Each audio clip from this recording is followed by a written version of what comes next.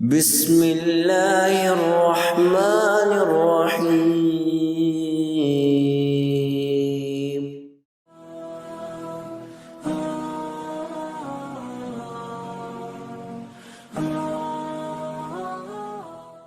نحمده ونصلي على رسوله الكريم اعوذ باللہ من الشیطان الرجیم بسم اللہ الرحمن الرحیم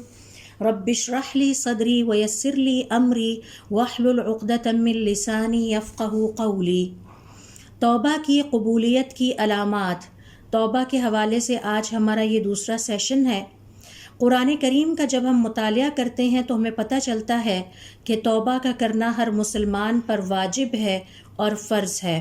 کیونکہ اس کا حکم ہمیں اللہ تعالیٰ نے دیا ہے، اور جب اللہ رب العزت کسی کام کے کرنے کا حکم دے دیں تو اس کا مطلب ہے کہ اب وہ ہم پر واجب ہو جاتا ہے یا اس کام کا کرنا ہم پر فرض ہو جاتا ہے۔ سورۃ النور کی آیت نمبر 31 دیکھیے، جس میں اللہ رب العزت کا ارشاد ہے وَتُوبُوا إِلَى اللَّهِ جَمِيعًا، اور تم سب توبہ کر کے اللہ رب العزت کی طرف پلٹ آؤ۔ ایھا المؤمنون، اے مومنوں خاص طور پر، لعلکم تفلحون، تاکہ تمہیں آخرت کی حقیقی کامیابی مل سکے۔ یہاں اس آیت پر اگر ہم غور کریں تو دیکھیں گے کہ اللہ رب العزت نے توبہ کا حکم صرف فاسقوں کو نہیں دیا، اپنے نافرمانوں کو اور ظالموں کو نہیں دیا، نہ ہی صرف کفار کو دیا ہے، بلکہ توبہ کا حکم کل انسانیت حتیٰ کہ مومنوں کو بھی دیا ہے۔ اور اس سے پتہ چلتا ہے کہ توبہ کی یہ عبادت اسلام میں کس قدر اہمیت کی حامل ہے اور اس کا مرتبہ اللہ رب العزت کے ہاں کتنا بڑا ہے۔ خاص طور پر آج کے جب ہم ایک ایسے وقت میں اور ایک ایسے دور سے گزر رہے ہیں کہ جب ہر طرف سے فتنے مسلمان کے اوپر پل پڑے ہیں، اور جب مسلمان اپنے دین سے دور ہو چکے ہیں اور دین کا علم ان کے پاس نہ ہونے کے مترادف ہے، تو اس وقت تو خاص طور پر ہم مسلمانوں کو توبہ کی بہت زیادہ ضرورت ہے۔ اور توبہ دراصل اللہ رب العزت کی طرف جانے والے رستے کا پہلا مقام ہے، یعنی اگر ہم اس رستے پر آنا چاہتے ہیں جو اللہ رب العزت کی طرف جاتا ہے، جو اللہ رب العزت کی طرف لوٹتا ہے، تو اس کا پہلا مقام توبہ ہے۔ اور توبہ سے ہی دراصل سیلف کریکشن کا آغاز ہوتا ہے۔ سیلف کریکشن یعنی اپنی تصحیح کا آغاز اور اپنے محاسبہ نفس کا آغاز ہوتا ہے۔ یہاں ہمیں ایک اہم حقیقت کو اپنے ذہن میں رکھنا ہے، اور وہ یہ ہے کہ ہر مومن کے اوپر توبہ کا کرنا فرض ہے، اور مومن اس وقت تک مکمل نہیں ہو سکتا جب تک کہ وہ توبہ نہ کرے اور توبہ کرتا رہے۔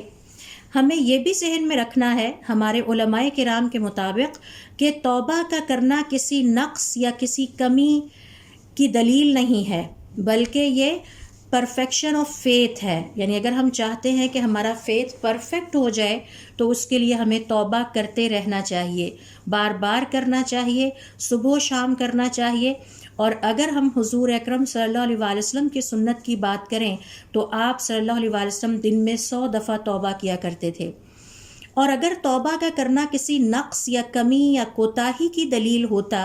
تو اللہ رب العزت قرآن کریم میں اپنے انبیاء کی توبہ اور استغفار کا ذکر اتنی کثرت سے نہ کرتے۔ ہم دیکھتے ہیں کہ قرآن کریم میں اللہ تعالیٰ نے حضرت آدم علیہ السلام کی توبہ کا ذکر کیا ہے، حضرت نوح علیہ السلام، حضرت ابراہیم علیہ السلام، حضرت موسیٰ علیہ السلام اور دیگر انبیاء کی توبہ کا ذکر مختلف پیرائے میں مختلف کانٹیکسٹ میں کیا ہے۔ یہی وجہ ہے کہ ہمارے علماء کرام کہا کرتے تھے کہ بعض اللہ رب العزت کی نافرمانیاں ایسی ہوتی ہیں کہ جن کو کر کے انسان کے اندر عاجزی اور انکساری پیدا ہوتی ہے، اور یہ اس سے بہتر ہے کہ ایک مسلمان اللہ رب العزت کی کوئی فرما برداری کا اور نیکی کا کام کرے اور اس کے نتیجے میں تکبر اور فخر کا شکار ہو جائے۔ لہٰذا یہ سمجھنا کہ شاید توبہ کا کرنا کسی نقص کی دلیل ہے، یہ ہماری ناسمجھی ہے اور دین کو نہ سمجھنے کا نتیجہ ہے۔ توبہ کا کرنا اللہ رب العزت کو اس قدر محبوب ہے کہ اللہ تعالیٰ نے قرآن کریم میں اپنے نیک بندوں یعنی انبیاء کی توبہ اور استغفار کا ذکر کیا ہے، اور اگر وہ سب اللہ رب العزت کے سامنے توبہ کیا کرتے تھے اور استغفار کیا کرتے تو یقیناً مجھے اور آپ کو اس کی زیادہ ضرورت ہے۔ جہاں تک توبہ کی اہمیت کی بات ہے تو اس حوالے سے ہم دیکھتے ہیں کہ حضرت حسن بصری رحمۃ اللہ علیہ اپنی روایات سے بیان کرتے ہیں کہ جب اللہ رب العزت نے حضرت آدم علیہ السلام کی توبہ کو قبول کیا تو اللہ رب العزت کے فرشتوں نے ان کو اس پر مبارکباد پیش کی۔ حضرت جبرائیل علیہ السلام اور حضرت میکائیل علیہ السلام دونوں اللہ رب العزت کے حکم سے حضرت آدم علیہ السلام کے پاس آئے اور کہنے لگے، اے آدم، اللہ رب العزت نے آپ کی آنکھیں ٹھنڈی کی ہیں اور آپ کی توبہ کو قبول کر لیا ہے۔ حضرت آدم علیہ السلام نے سوال کیا، اب توبہ کے بعد میرا کیا مقام ہے؟ یعنی پہلے میرا ایک مقام تھا کہ جس پہ اللہ رب العزت نے مجھے بہت عزت عطا کی، جنت میں اپنی نعمتوں میں ٹھہرایا، تو اب میرا کیا مقام ہے؟ اس پر اللہ رب العزت نے حضرت آدم علیہ السلام کی طرف وحی نازل کی کہ اے آدم، تم نے اپنی اولاد کے لیے وراثت میں مشقت اور تھکاوٹ چھوڑی ہے، اور میں انہیں وراثت میں توبہ عطا کرتا ہوں۔ تمہاری اولاد میں سے جو کوئی بھی ان الفاظ کے ساتھ مجھے پکارے گا اور مجھ سے توبہ کرے گا، میں ان کی پکار کو اور توبہ کو قبول کروں گا، اور جو کوئی بھی مجھ سے مغفرت اور بخشش طلب کرے گا، میں قطعاً اس کے حق میں بخیلی کا مظاہرہ نہیں کروں گا، اور توبہ کرنے والوں کو قبروں سے اس طرح اٹھایا جائے گا کہ وہ ہنستے ہوئے مسکراتے تر و تازہ چہروں کے ساتھ اٹھیں گے اور ان کی دعائیں قبول ہوں گی۔ تو یہ اللہ رب العزت کی طرف سے توبہ کرنے والوں کے لیے بہت بڑی خوشخبری ہے کہ اللہ رب العزت کا وعدہ ہے کہ وہ ان کی توبہ کو قبول کرے گا، ان کو اپنی مغفرت عطا کرے گا، اور وہ قبروں سے اس طرح ہنستے مسکراتے تازہ چہروں کے ساتھ نکلیں گے کہ ان پر قیامت کے دن کی ہولناکیاں آسان ہو جائیں گی، اور اللہ رب العزت ان کی دعاؤں کو قبول فرمائیں گے۔ حضرت عمر ابن الخطاب رضی اللہ تعالیٰ عنہ کہا کرتے تھے، اجلسوا الی التوابین، توبہ کرنے والوں کے پاس بیٹھا کرو، ان کے دل بڑے نرم ہوتے ہیں، بے شک ہر بنی آدم خطا کار ہے اور بہترین خطا کار توبہ کرنے والے ہیں۔ ابو بکر الواسطی فرمایا کرتے تھے، ہر کام میں سوچنا سمجھنا اور وقت لینا مناسب ہے، مگر 3 ایسے کام ہیں جنہیں بہت جلد کر گزرو۔ ایک، جب نماز کا وقت آ جائے تو اس پہ تاخیر نہ کرو اور اسے فوراً پڑھ ڈالو، اور میت کو جب دفنانا ہو اور جب اللہ رب العزت کی کوئی نافرمانی ہو جائے تو اس پر توبہ کرنی ہو۔ تو یہ 3 کام ایسے ہیں کہ جن میں کسی قسم کی تاخیر اور سوچ بچار کی ضرورت نہیں ہے۔ امام مجاہد رحمۃ اللہ علیہ فرمایا کرتے تھے کہ جس نے ہر شام کو توبہ نہیں کی اور جب صبح ہوئی تو پھر توبہ نہیں کی، وہ ظالمین میں سے ہے۔ اگر آپ کو یاد ہو تو ہم نے اپنے پچھلے سیشن میں سیکھا تھا کہ اللہ رب العزت نے توبہ کے اعتبار سے انسانوں کو 2 قسموں میں تقسیم کیا ہے، اور فرمایا کہ جو توبہ نہیں کرتے وہ ظالم ہیں۔ تو اس کا مطلب ہے کہ جو توبہ کرتے ہیں وہ اللہ رب العزت کے محبوب بندے بن جاتے ہیں، اور جو توبہ نہیں کرتے وہ زیادتی کرنے والے ہیں، اپنے حق میں بھی زیادتی کرتے ہیں اور اللہ رب العزت کے حق میں بھی زیادتی کرتے ہیں۔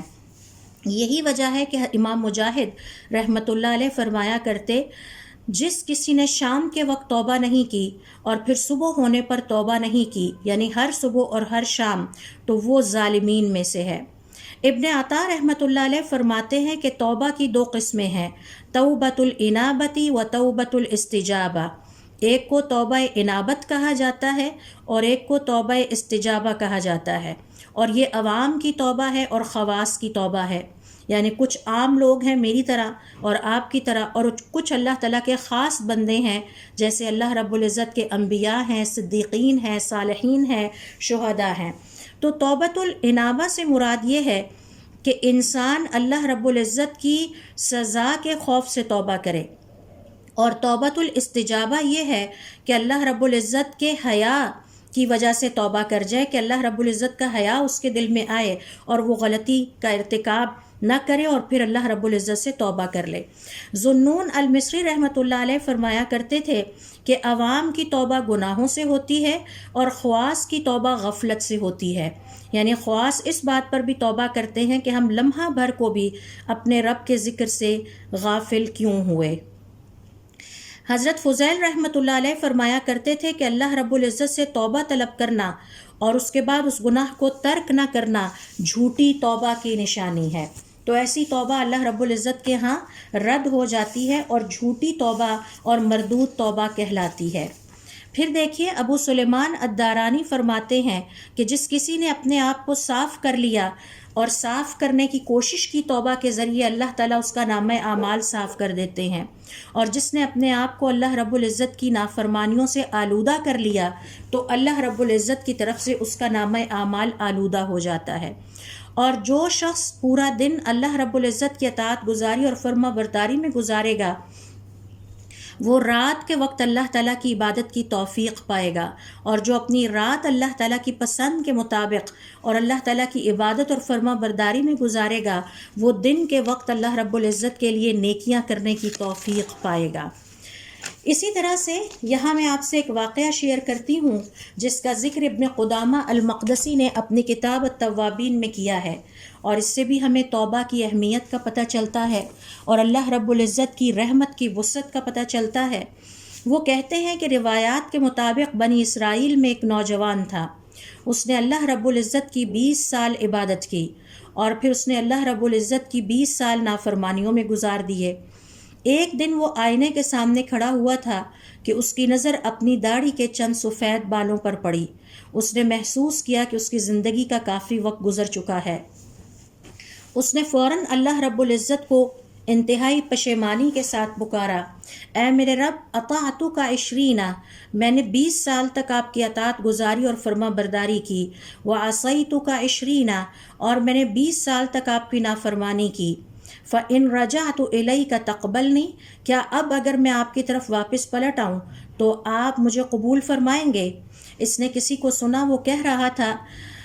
احببتنا فاحببناک، جب تک تم ہم سے محبت کرتے رہے ہم بھی تم سے محبت کرتے رہے، وترکتنا فترکناک، جب تم نے ہمیں چھوڑ دیا ہم نے بھی تمہیں چھوڑ دیا، وعصیتنا فامہلناک، پھر تم نے ہماری نافرمانیاں شروع کر دیں تو ہم تمہیں مہلت اور ڈھیل دیتے رہے، فإن رجعت الینا قبلناک،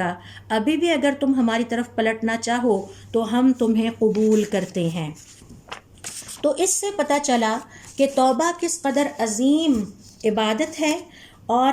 توبہ کرنا دراصل کسی نقص یا کمی یا کوتاہی کی نشانی نہیں، بلکہ یہ ایمان کے مکمل اور ایمان کی تکمیل ہونے کی نشانی ہے۔ لہٰذا ہمیں کبھی بھی توبہ کرنے پر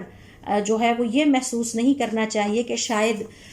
یہ کسی نقص کی دلیل ہے۔ اور پھر آپ دیکھیے کہ قرآن کریم میں اللہ رب العزت نے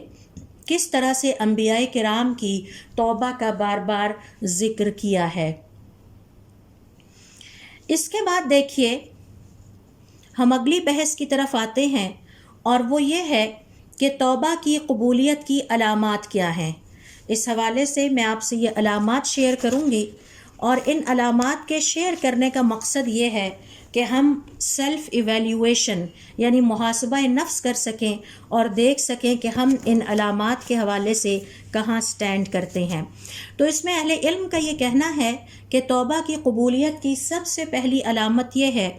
کہ انسان یا توبہ کرنے والا اپنے آپ کو عمل اور ایمان کے اعتبار سے توبہ کرنے سے پہلے والے عرصے سے بہتر پائے،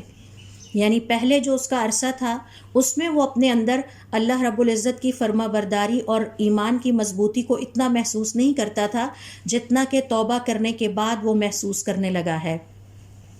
دوسری علامت یہ ہے کہ اللہ رب العزت کی بارگاہ میں توبہ کرتے رہنے کے باوجود، یعنی اپنے گناہوں پر بار بار توبہ کرتا ہے، صبح و شام کرتا ہے، جب بھی یاد آتا ہے تو توبہ کرتا ہے، اس کے باوجود اپنے گناہوں سے ڈرتا رہے اور اس بات کا خوف دل میں رکھے کہ اگر اللہ رب العزت نے اسے ان گناہوں کی وجہ سے پکڑ لیا تو اس کا کیا بنے گا۔ تیسری علامت یہ ہے کہ جب کبھی اسے اپنے گناہ یاد آئیں تو اسے جھرجھری آ جائے، یعنی اس قدر شدید خوف اللہ رب العزت کی پکڑ کا اسے محسوس ہو، اور یہ خیال آئے کہ جب اسے اللہ رب العزت کے سامنے حساب اور کتاب کے لیے کھڑا کیا جائے گا تو وہ اپنے ان گناہوں کا اللہ رب العزت کے ہاں کیا جواب دے گا۔ تو اللہ رب العزت سے اسے امید بھی ہونی چاہیے، لیکن اس کے ساتھ ساتھ اللہ رب العزت کا خوف بھی اس کے دل میں ہونا چاہیے۔ پھر اسی طرح سے چوتھی علامت یہ ہے کہ اس کے دل میں ہمیشہ یہ پشیمانی، یہ پچھتاوے رہیں کہ کاش اس نے اپنی زندگی میں یہ غلطیاں نہ کی ہوتیں، یعنی توبہ کرنے کے باوجود وہ اس بات پر پچھتاتا رہے، پریشان رہے کہ کاش اس نے یہ غلطیاں اپنی زندگی میں نہ کی ہوتیں۔ 5ویں نمبر پر دیکھیے، توبہ کی قبولیت کی علامت یہ ہے کہ اب وہ دوبارہ اپنی زندگی میں ان نافرمانیوں کی طرف کبھی نہ آنا چاہے، اور بلکہ ان گناہوں اور نافرمانیوں سے شدید نفرت کرے، اور جب کبھی اسے خیال بھی آئے یا اس کے سامنے اس گناہ یا نافرمانی کا دوبارہ ذکر بھی آئے تو وہ اپنے سینے میں اس کے لیے اور دل میں شدید گھٹن محسوس کرے۔ آپ جانتے ہیں نا کہ جب ہمیں کوئی چیز پسند نہیں ہوتی تو ہم اس کے لیے بہت زیادہ اپنے دل میں گھٹن محسوس کرتے ہیں، تو اسے توبہ کرنے کے بعد ان نافرمانیوں سے اتنی گھٹن محسوس ہو تو یہ اس بات کی علامت ہے کہ اس کی توبہ قبول ہو گئی ہے۔ 6ٹھی علامت یہ ہے کہ توبہ کرنے کے بعد اس کے اندر اللہ رب العزت کی عبادت اور فرما برداری میں استقامت پیدا ہو، یعنی وہ اس بات کو محسوس کرے کہ اب وہ پہلے سے زیادہ کنسسٹنسی کے ساتھ اللہ رب العزت کی فرما برداریوں پر لگا رہتا ہے، اور یہ اس کی توبہ کی قبولیت کی 6ٹھی علامت ہے۔ پھر دیکھیے اس کی توبہ کی قبولیت کی 7ویں علامت یہ ہے کہ اسے زندگی بھر شدید پچھتاوا اور غم لگا رہے کہ کاش مجھے یہ شعور پہلے حاصل ہوتا، کاش مجھے یہ علم پہلے حاصل ہوتا، اور میں زندگی میں کبھی بھی اتنا وقت اللہ رب العزت کی نافرمانیوں میں ضائع نہ کرتا۔ اس حوالے سے عبداللہ ابن موقل ابن مقرن رضی اللہ تعالی عنہ کہتے ہیں کہ حضور اکرم صلی اللہ علیہ وسلم فرمایا کرتے تھے الندم توبۃ، پچھتانا ہی دراصل توبہ ہے۔ تو توبہ کرنے کے باوجود اسے یہ پچھتاوا لگا رہے، یہ غم لگا رہے کہ کاش اسے زندگی میں یہ عقل اور یہ سمجھ اور یہ شعور پہلے حاصل ہوتا اور وہ اپنی زندگی کے قیمتی لمحات کو اللہ رب العزت کی ان نافرمانیوں میں ضائع نہ کرتا۔ 8ویں علامت یہ ہے کہ اپنے ان گناہوں کی وجہ سے اس کے اندر عاجزی اور انکساری پیدا ہو جائے،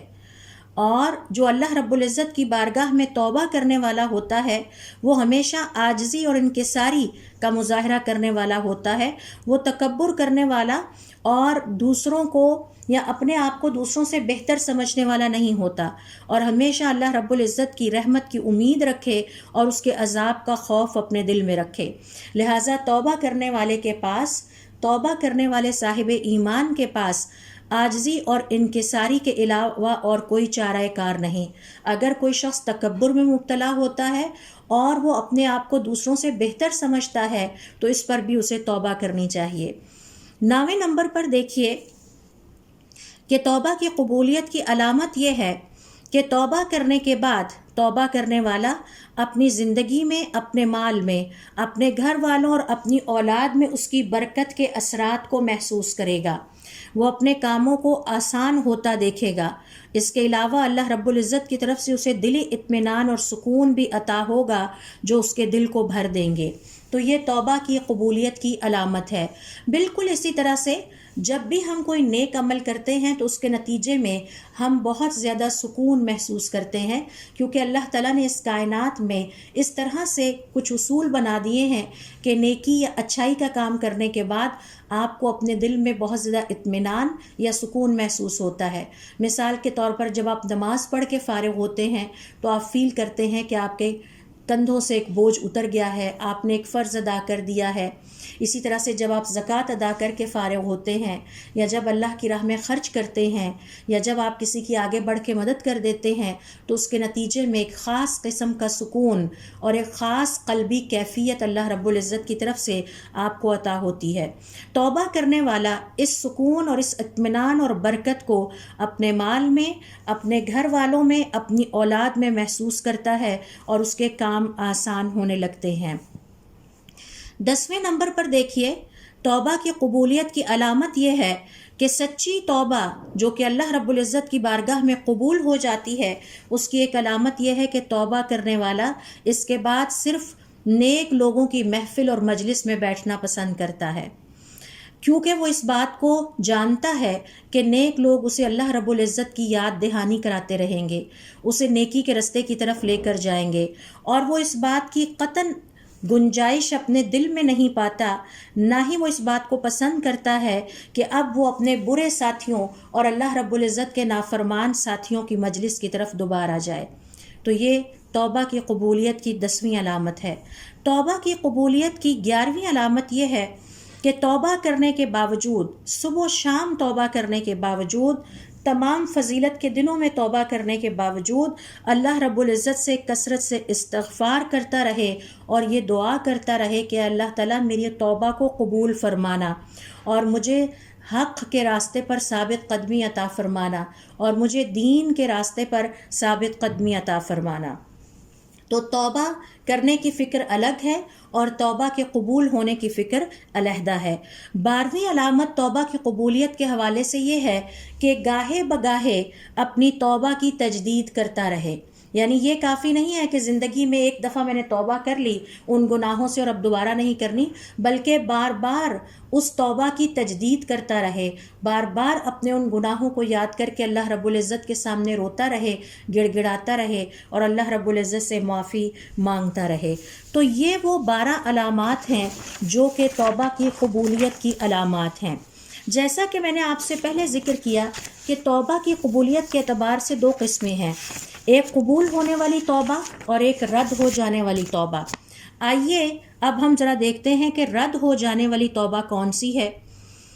جھوٹی توبہ، توبۃ الکذابین، یہ وہ توبہ ہے کہ جس میں مسلمان اللہ رب العزت کے سامنے توبہ بھی کرے لیکن اللہ رب العزت کی نافرمانی پہ اڑا بھی رہے۔ تو نافرمانی کا ہو جانا بڑی برائی نہیں ہے، لیکن نافرمانی پر اڑے رہنا، مصر رہنا، اسے مسلسل اپنی زندگی میں کرتے رہنا، یہ اللہ رب العزت کو سخت ناپسند ہے۔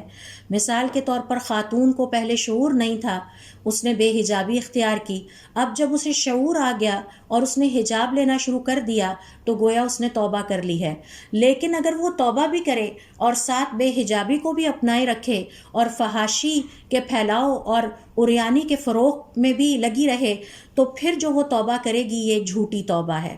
اور جھوٹی توبہ کی مثال قرآن کریم میں اللہ رب العزت نے فرعون کی مثال بیان کی ہے کہ جب اللہ رب العزت کے حکم سے حضرت موسیٰ علیہ السلام ان کو سیدھے رستے پر، فرعون کو سیدھے رستے پر آنے کی دعوت دیتے رہے، لیکن فرعون نے حضرت موسیٰ علیہ السلام کی نہیں سنی، اور جب سمندر میں اپنے لاؤ لشکر سمیت، اپنے مال و دولت سمیت وہ ڈوبنے لگا اور اس نے اللہ رب العزت کی پکڑ کو اپنے سامنے دیکھ لیا اور اسے یقین ہو گیا کہ اب میرا آخری وقت آ چکا ہے جو کہ ہم سب پر بھی آنا ہے، تو پھر اس نے توبہ کا اعلان کیا۔ اس وقت گزر چکا تھا اور اس کی توبہ رد کر دی گئی۔ تو اب سوال یہ پیدا ہوتا ہے کہ یہ جو رد ہو جانے والی توبہ ہوتی ہے اس کی کیا علامات ہیں؟ تو نوٹ کر لیجئے، اہل علم نے اس کی 4 علامات بیان کی ہیں۔ نمبر 1، پہلی تو اس کی علامت یہ ہے کہ توبہ بھی کریں اور اللہ رب العزت کی نافرمانیاں بھی زندگی میں اڑے رہیں ان پہ۔ نافرمانی کا ایک دفعہ ہو جانا، مثال کے طور پر بھول گئے تھے تو جھوٹ بول دیا، ٹھیک ہے، لیکن جھوٹ کو زندگی کا وتیرہ ہی بنا لیا جائے، یہ سخت ناپسندیدہ ہے۔ اسی طرح بھول گئے اور اپنا کوئی وعدہ پورا نہیں کر سکے لیکن وعدہ پورا نہ کرنے کو اپنا وتیرہ ہی بنا لیا جائے، یہ اللہ رب العزت کو پسند نہیں ہے۔ تو پہلی چیز تو یہ ہے کہ جب اللہ رب العزت کے سامنے توبہ کی جائے تو سچی توبہ کی جائے۔ جھوٹی توبہ کی نشانی یہ ہے کہ اس کے ساتھ اللہ رب العزت کی نافرمانیاں بھی چلتی رہیں۔ دوسرے نمبر پر دیکھیے، اہل علم اس کی جو علامت بتاتے ہیں وہ یہ ہے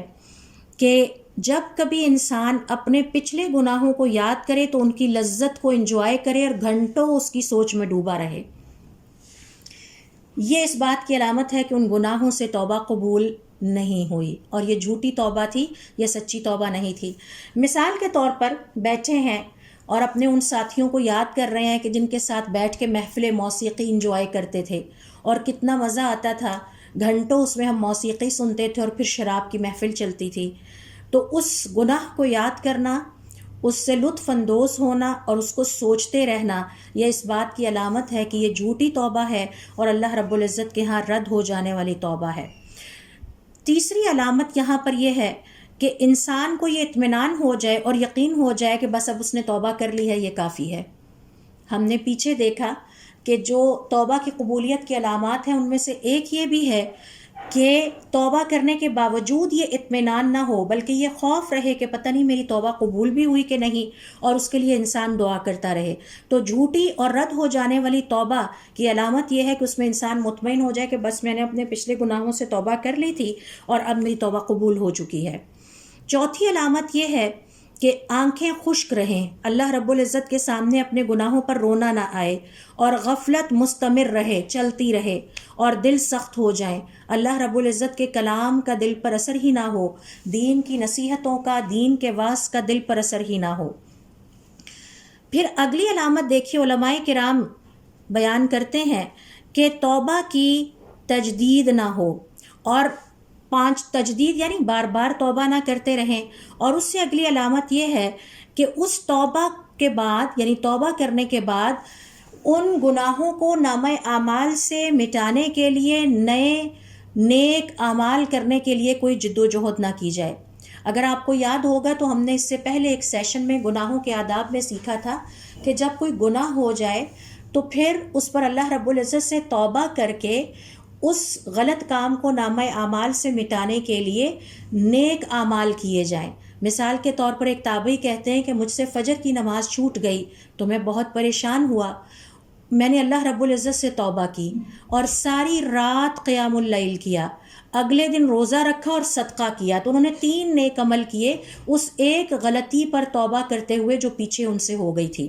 تو نیکیاں برائیوں کو مٹاتی ہیں۔ جھوٹی توبہ کرنے والے کی علامت یہ ہے کہ اسے اس بات کی کوئی فکر نہ ہو کہ ماضی میں جو مجھ سے غلطیاں ہوئی ہیں، ماضی میں جو مجھ سے گناہ ہوئے ہیں، اب توبہ کرنے کے بعد ان کو مٹانے کے لیے میں نیک عمل کروں۔ اور اس حوالے سے اہل علم کا کہنا ہے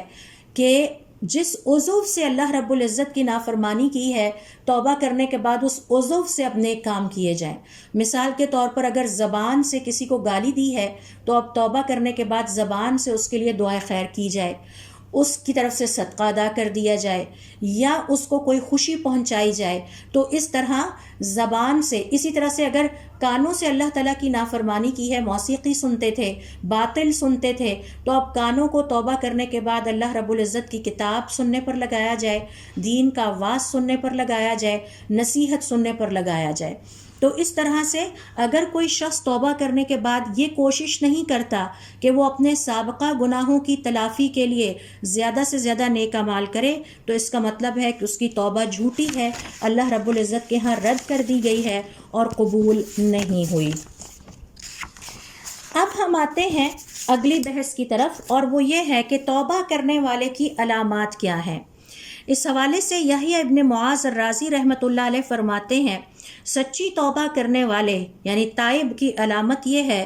کہ جب بھی اس کے سامنے اللہ کا ذکر ہو یا اللہ کا کلام پڑھا جائے یا دین کی کوئی بات کی جائے، اس کی آنکھوں میں آنسو آ جائیں، اور وہ تنہائی پسند اور گوشہ نشین ہو جائے، اور وہ اپنے نفس کا حساب کتاب کرنے لگ جائے، اور ایسے لوگوں سے دور رہے جو کہ اسے برائی کی طرف اور اللہ رب العزت کی نافرمانیوں کی طرف بلاتے ہیں۔ جہاں تک پہلی شرط کا تعلق ہے کہ اس کی آنکھوں سے آنسو بہہ نکلیں، تو ہم جانتے ہیں کہ حضور اکرم صلی اللہ علیہ وسلم نے اپنی احادیث میں ایسی آنکھ کی بہت تعریف کی ہے کہ جو اللہ رب العزت کے خوف اور خشیت سے رو پڑتی ہے۔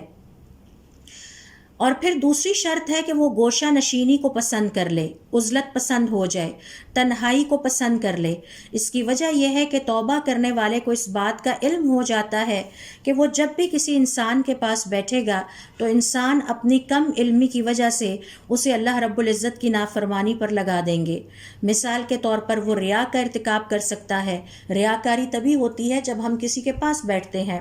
غیبت تبھی ہوتی ہے جب ایک انسان 1 سے 2 ہوتے ہیں، اور پھر امر بالمعروف اور نہی عن المنکر جیسا فریضہ منقطع ہو جاتا ہے۔ تو اس کے مقابلے میں جو گوشہ نشینی ہے، تنہائی ہے، یا خلوت نشینی ہے، دراصل وہ مومن کے لیے ایک بہت بڑا موقع ہوتی ہے کہ جس میں وہ اپنا محاسبہ نفس کرے، اللہ رب العزت کے سامنے پچھتاوے اور پریشانی کا اظہار کرے، اور اللہ رب العزت کی اطاعت گزاری کا اپنی زندگی میں اہتمام کرے۔ اس کا یہ مطلب ہرگز نہیں ہے کہ اختلاط یعنی انسانوں سے ملنا جلنا کلی طور پر برا ہے۔ اس میں کوئی شک نہیں کہ انسانوں سے ملنے جلنے میں بھی بہت سارے فائدے ہیں، لیکن یہ فائدے تب بھی ہوں گے جب ہمارا انسانوں سے ملنا جلنا یا جب ہماری محفلوں کے مقصد نیک ہوں گے، وہ مقصد جو اللہ رب العزت کو پسند ہے، اور وہ مقصد اللہ تعالیٰ کی فرما برداری کہلاتے ہیں۔ مثال کے طور پر اگر ہم آپس میں اس لیے اکٹھے ہوں، محفلیں سجائیں کہ ہم نے اللہ کا دین سیکھنا یا سکھانا ہے، یا اس لیے ہم کسی کے پاس جا کے بیٹھیں کہ ہم نے ایک دوسرے کو فائدہ پہنچانا ہے،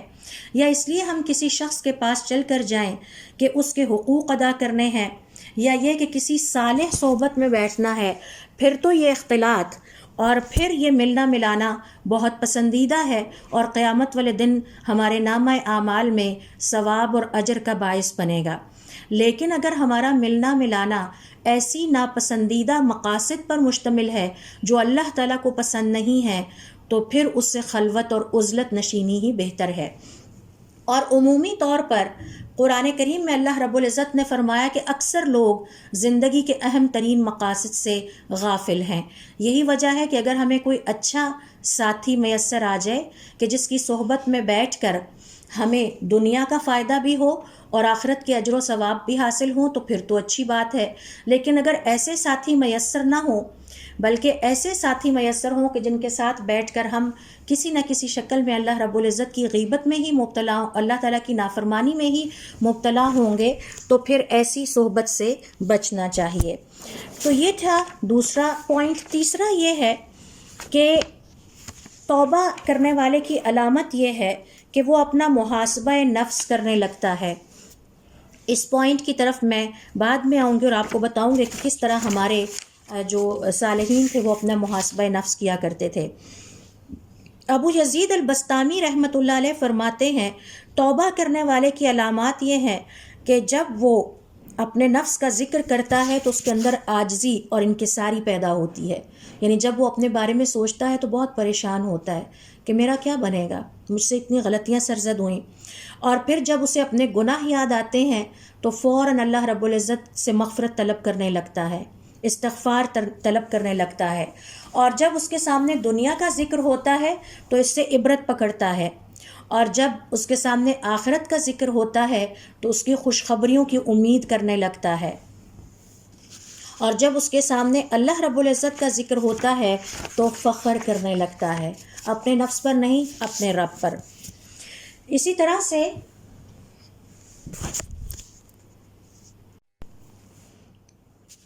امام محاسبی رحمۃ اللہ علیہ فرماتے ہیں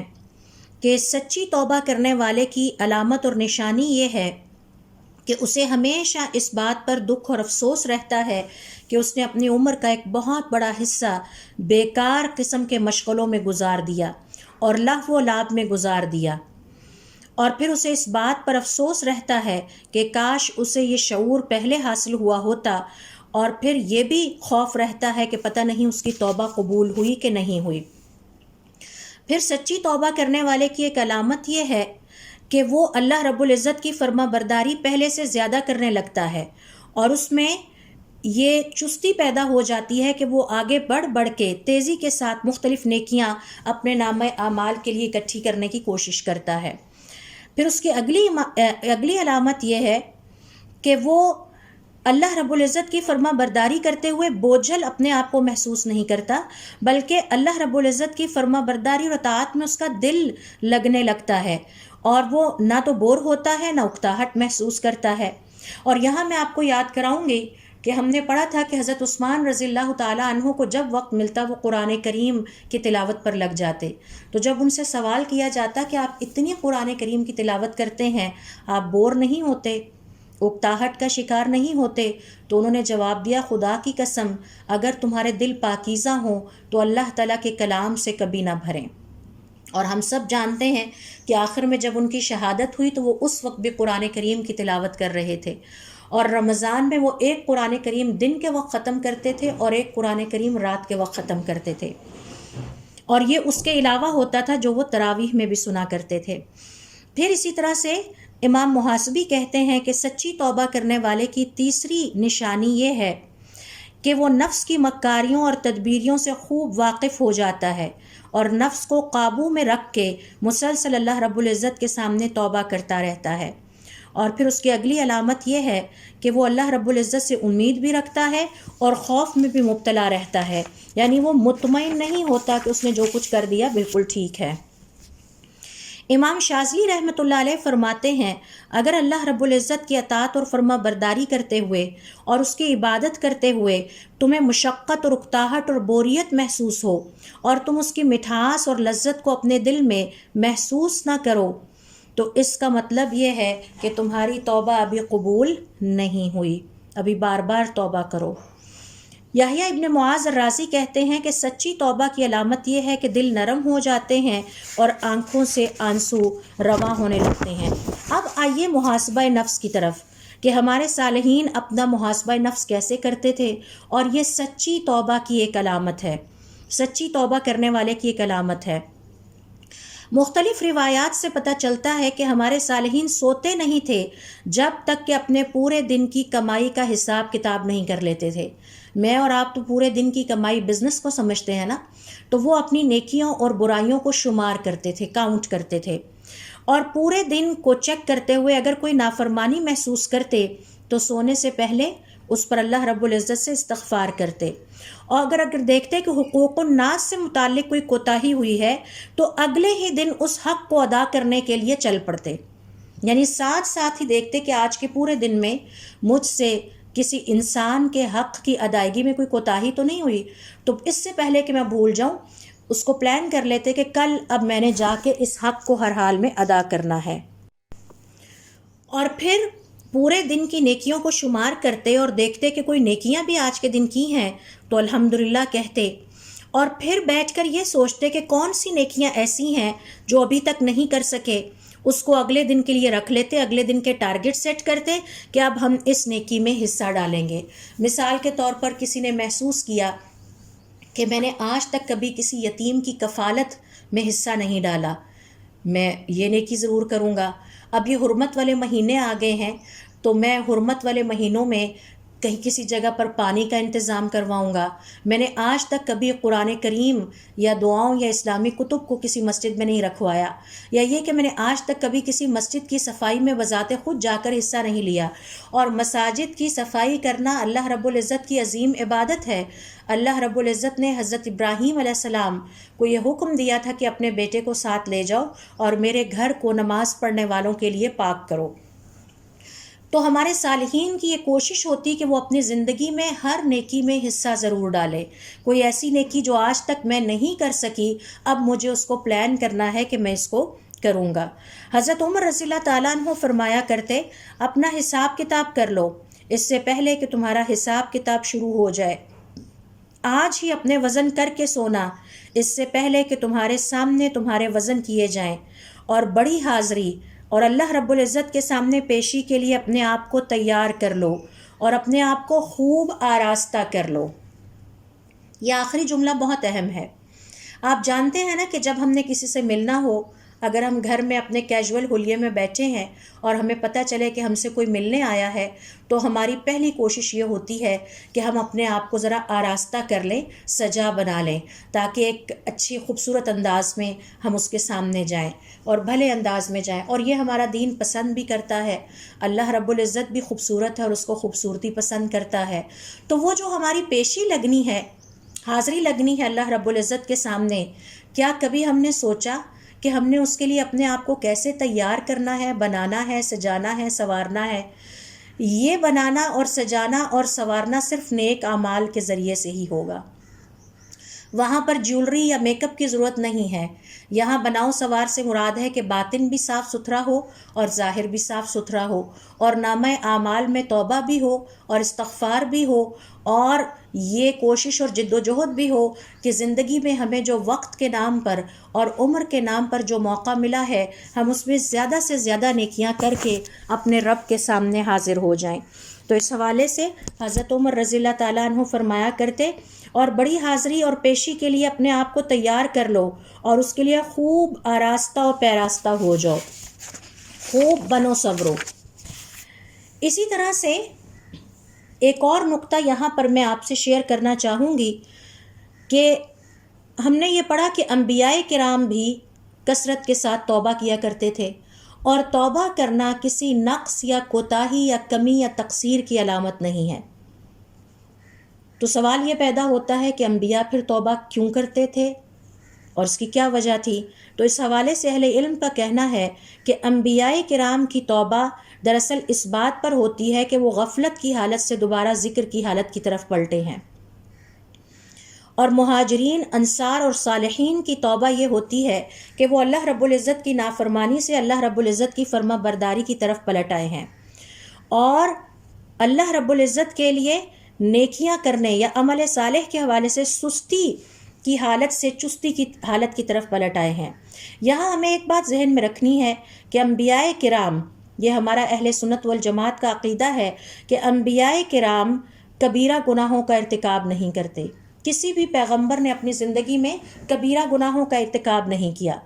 صغیرہ گناہ کیا ہوتے ہیں؟ صغیرہ گناہ یہ ہوتے ہیں، مثال کے طور پر آپ نے کسی لائبریری سے کوئی کتاب ایشو کرائی تو واپس ڈیمیج کر کے کی، یا صغیرہ گناہ یہ ہیں کہ آپ نے کسی سے کوئی چیز ادھار لی اور اس کو واپس اسی اچھی کنڈیشن میں نہیں کیا، یا یہ کہ آپ نے راستے میں گزرتے ہوئے ریپر پھینک دیا، یا پبلک پراپرٹی کو ڈیمیج کیا، آپ پارک میں چلے گئے اور آپ نے وہاں بینچ توڑ دیا اور پرواہ ہی نہیں کی، تو یہ صغیرہ گناہ ہیں۔ انبیاء کرام سے کبھی بھی کبیرہ گناہ سرزد نہیں ہوئے۔ مثال کے طور پر حضرت آدم علیہ السلام بھول گئے تھے، بھول کے درخت سے کھا لیا۔ قرآن کریم میں اللہ رب العزت نے خود اس بات کا ذکر کیا ہے کہ وہ بھول گئے تھے، اب اس کے باوجود انہوں نے اس پر توبہ کی، اور بھول جانا کوئی کبیرہ گناہ نہیں ہے، صغیرہ گناہ ہے۔ میں نے آپ سے حضرت داؤد علیہ السلام کی مثال شیئر کی، جلد بازی میں ایک ہی فریق کی بات سن کر انہوں نے فیصلہ صادر کر دیا اور دوسرے فریق کی بات نہیں سنی، تو اس پر اللہ رب العزت نے ان کی تنبیہ فرمائی۔ تو انبیاء کرام کبھی بھی کبیرہ گناہوں میں ملوث نہیں ہوئے، اور جو اللہ رب العزت نے ان کی توبہ کے بارے میں ہمیں بتایا ہے، دراصل ان کا توبہ کرنا اللہ رب العزت کی عبادت ہے، کیونکہ توبہ کرنے سے ان کے درجات بلند ہوتے ہیں اور ان کی نیکیوں کے حجم میں اضافہ ہوتا ہے، اور پھر وہ اس بات کو جانتے تھے، پہچانتے تھے کہ اللہ رب العزت توبہ کرنے والوں سے محبت رکھتے ہیں۔ حضور اکرم صلی اللہ علیہ وسلم ایک دن میں 100 دفعہ توبہ کرتے تھے، اس لیے نہیں کہ ان سے 100 دفعہ غلطیاں ہوتی تھیں، اس لیے کہ اس توبہ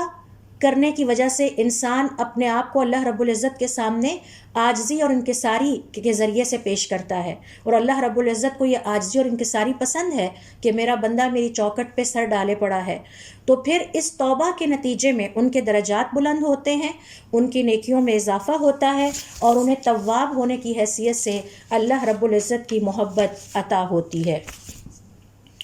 تو مجھے امید ہے کہ یہ پوائنٹ آپ کے ذہن میں کلیئر ہو گیا ہوگا۔ امام شافعی رحمۃ اللہ علیہ سے سوال کیا گیا کہ دونوں میں سے کون افضل ہے، کافر جب مسلمان ہو جائے یا مسلمان نافرمان جب توبہ کر لے؟ امام شافعی رحمۃ اللہ علیہ نے جواب دیا کہ مسلمان نافرمان جب توبہ کر لے، کیونکہ کافر جب مسلمان ہوتا ہے تو وہ اللہ رب العزت کے بارے میں جہالت کے مقام سے اللہ رب العزت کے بارے میں علم کے مقام کی طرف منتقل ہوتا ہے۔ پہلے اسے اللہ کے بارے میں نہیں پتا تھا، وہ جاہل تھا، اب وہ جاہل سے عالم کے مقام پر کہ اسے اللہ کے وجود کا علم ہو گیا ہے، لہٰذا وہ دوسرے مقام پر منتقل ہو گیا۔ جبکہ مسلمان نافرمان جب توبہ کرتا ہے تو وہ اللہ رب العزت کے علم کے مقام سے اللہ رب العزت کی محبت کے مقام پر منتقل ہوتا ہے، تو یہ زیادہ بہتر ہے۔ تو اس لحاظ سے دیکھیں 3 مقام بنتے ہیں، کافر اللہ رب العزت کے بارے میں جاہل ہے، اس کے بعد مسلمان اللہ رب العزت کا علم رکھنے والا ہے، نافرمان مسلمان جو کہ اللہ تعالیٰ کا علم تو رکھتا تھا لیکن نافرمانی کر رہا تھا، جب وہ توبہ کرتا ہے تو وہ تیسرے مقام پر پہنچ جاتا ہے جو ہائیسٹ ہے، اور وہ ہے اللہ رب العزت سے محبت کا مقام۔ تو ہم سب کو اللہ تعالیٰ سے دعا کرنی چاہیے کہ اللہ تعالیٰ ہمیں اپنی زندگی میں توفیق عطا فرمائیں کہ ہم دین کو سیکھیں، اس پر عمل کریں، اس پیغام کو اپنے پیاروں تک پہنچائیں تاکہ اللہ رب العزت ہمیں دنیا اور آخرت کی کامیابیاں عطا فرمائیں۔ اور یہ بات ہم نے ذہن میں رکھنی ہے کہ دنیا کی کامیابیاں وقتی ہیں، عارضی ہیں، آخرت کی کامیابیاں پائیدار ہیں، ہمیشہ رہنے والی ہیں، ان کا سلسلہ منقطع نہ ہونے والا ہے۔ تو اللہ رب العزت ہمیں اتنی ہمت اور توفیق عطا فرمائے کہ ہم آخرت کی کامیابی کو پانے کے لیے کوششیں کریں۔ سبحانک اللہم و بحمدک، اشہد ان لا الہ الا انت، استغفرک و اتوب الیک۔